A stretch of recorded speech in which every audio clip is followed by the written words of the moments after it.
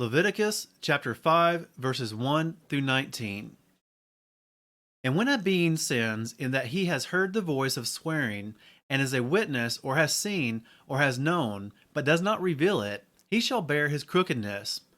Or when a being touches any unclean matter, or the carcass of an unclean beast, or the carcass of unclean livestock, or the carcass of unclean creeping creatures, and it has been hidden from him, he is unclean and guilty.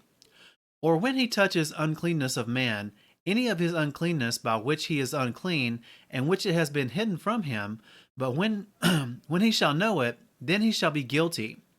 Or when a being swears, speaking rashly with his lips, to do evil or to do good, whatever it is that a man swears rashly in an oath, and it has been hidden from him, when he shall know it, then he shall be guilty of one of these.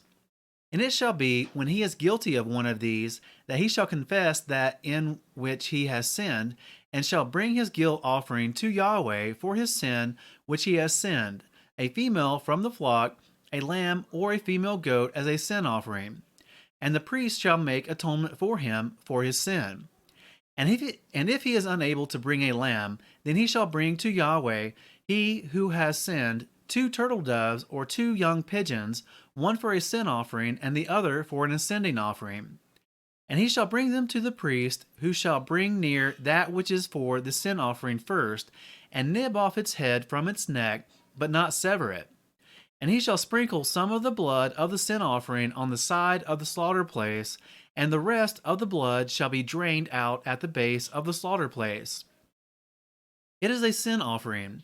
And he shall prepare the second as an ascending offering according to the right ruling, and the priest shall make atonement for him, which is sin which he has sinned, and it shall be forgiven him.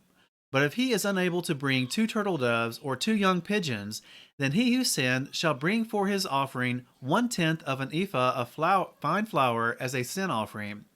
He puts no oil on it, nor does he put any frankincense on it, for it is a sin offering. And he shall bring it to the priest, and the priest shall take his hand filled with it as a remembrance portion, and burn it on the slaughter place according to the offerings made by fire to Yahuweh. It is a sin offering.